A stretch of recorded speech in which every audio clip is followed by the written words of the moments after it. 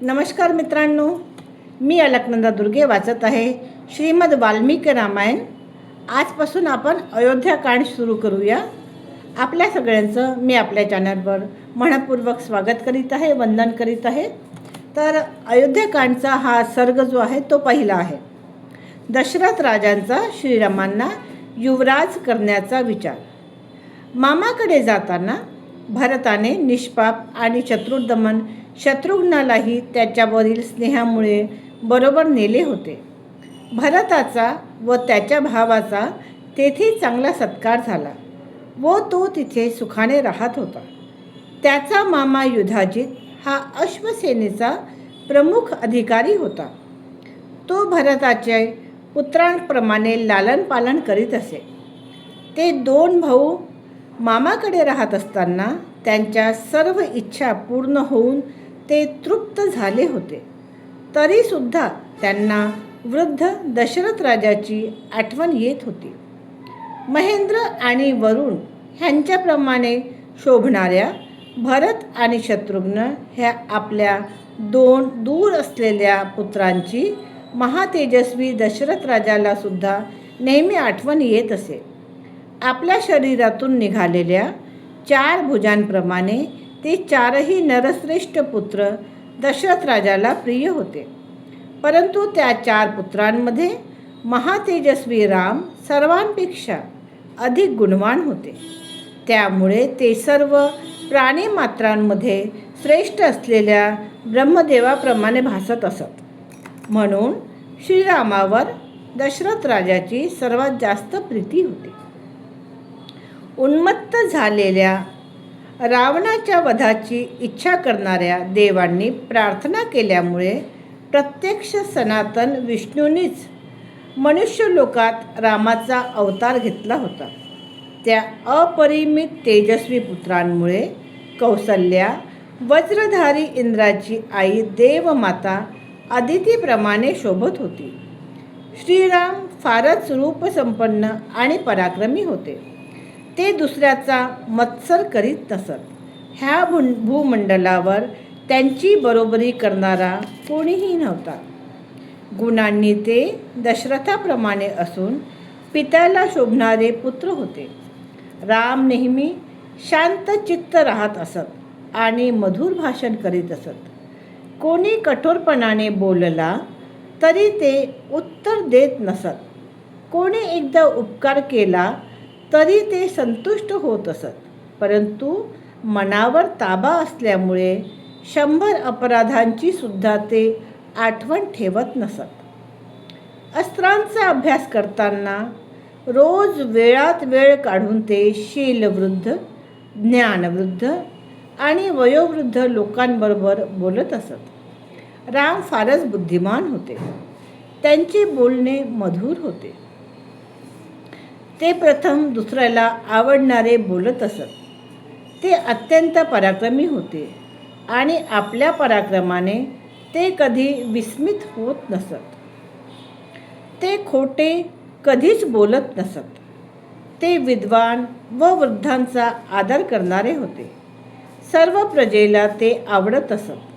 त्यांचेही सर्व प्रजेवर प्रेम होते. ते दयाळू होते. क्रोधावर त्यांचा ताबा होता.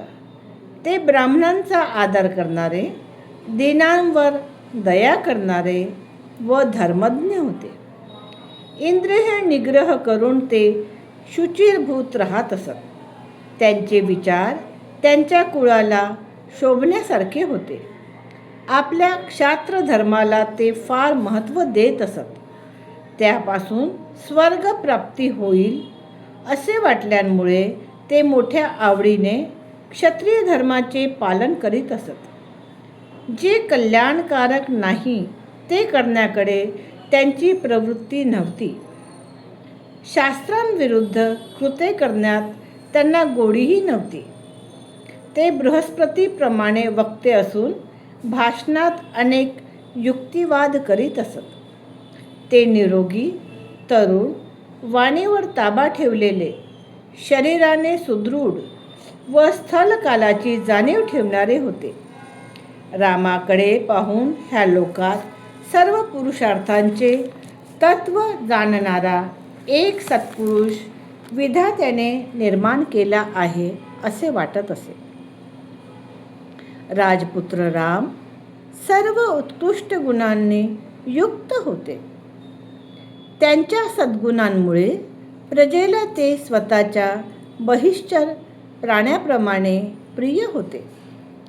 भरत्राग्रज राम सर्व विद्यांमध्ये निष्णात आणि वेदाची 6 अंगे जाणणारे होते. धनुर्विद्येमध्ये तर ते आपल्या पित्याप्रमाणे श्रेष्ठ होते.